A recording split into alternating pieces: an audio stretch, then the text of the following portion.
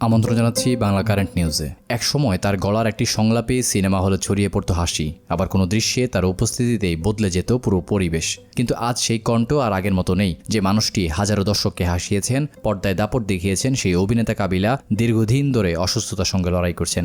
গলায় বড় ধরনের চিকিৎসার পর এখন আর আগের স্বাভাবিক কণ্ঠে কথা বলতে পারেন না তিনি। পর্দায় যে মানুষটির ডাক ছিল সবসময় বেশি, আজ তিনি অনেকটাই দূরে সিনেমার আলো ঝলমলে জগৎ থেকে। কোথায় আছেন কাবিলা, কিভাবে যাচ্ছে তার দিনকাল, আর কেন হঠাৎ হারিয়ে গেলেন বাংলা সিনেমার এই পরিচিত মুখ? আজকের ভিডিওতে জানবো অভিনেতা কাবিলার বর্তমানের অবস্থা সম্পর্কে। কাবিলার নামে যাকে আমরা সবাই চিনি, তার আসল নাম নজরুল ইসলাম শামীম। সিনেমায় আসার আগে তিনি ছিলেন একজন ফুটবলার। 80-র দশকে প্রথম বিভাগে ডিফেন্ডার হিসেবে খেলেছেন বিভিন্ন ক্লাবের হয়ে।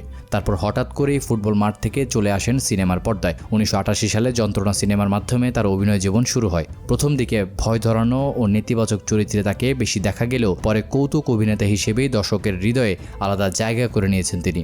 বরিশালের আঞ্চলিক ভাষা, নিজস্ব ভঙ্গি, পোশাক আর অসাধারণ অভিনয়, সব মিলিয়ে কাবিলা ছিলেন একেবারে আলাদা। পর্দায় তার উপস্থিতি মানেই দর্শকের বাড়তি আনন্দ।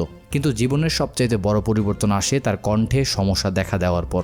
দীর্ঘদিন অসুস্থ থাকার পর তার গলায় অস্ত্রোপচার করতে হয়। সেই অপারেশনের পর আগের মতো স্বাভাবিকভাবে কথা বলা তার জন্য কঠিন হয়ে পড়েছে। যে কণ্ঠে তিনি দর্শক মাতিয়েছেন, সেই কণ্ঠই যেন একসময় তার অভিনয় জীবনের সবচাইতে বড় বাধা হয়ে দাঁড়িয়েছে। তারপরও কাবিলা হাল ছাড়েননি। শরীরের সীমাবদ্ধতা নিয়েও তিনি কাজ করার চেষ্টা করেছেন। কিছু চরিত্রের সংলাপ অন্যভাবে সম্পন্ন করা হয়েছে, কারণ তার নিজের কণ্ঠ আগের মতো শক্তিশালী ছিল না।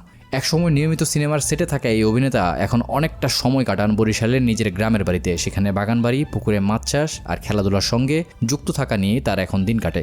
কাবিলা শুধু অভিনেতাই ছিলেন না, ফুটবলের প্রতিও তার ভালোবাসা ছিল গভীর। নিজের এলাকায় তরুণদের নিয়ে একটি স্পোর্টস ক্লাবের সঙ্গেও যুক্ত ছিলেন তিনি। সুযোগ পেলেই নতুন খেলোয়াড়দের পরামর্শ দিতেন, সময় দিতেন। তবে অভিনয় থেকে পুরোপুরি বিদায় নিতে চাননি কাবিলা। তার ইচ্ছা ছিল শরীর যতটা অনুমতি দেয় ততটা কাজ করে যাওয়ার, কারণ সিনেমা ছিল তার জীবনের সবচেয়ে বড় ভালোবাসা, জীবন জীবিকা নির্বাহের একমাত্র পন্থা। কিন্তু এখন কৃষিতে সময় দিয়েই তার জীবনটা কোনো মতো যাচ্ছে। একসময় যিনি হাজারো দর্শককে হাসিয়েছেন, আজ সেই মানুষটির জন্য আমাদের একটাই কামনা, তিনি যেন ভালো থাকেন, সুস্থ থাকেন এবং আবারও কোনো না কোনোভাবে দর্শকদের সামনে ফিরে আসেন। আপনার কাবিলার কোন সিনেমা বা সংলাপ সবচাইতে বেশি মনে আছে? কমেন্টে লিখে জানাবেন।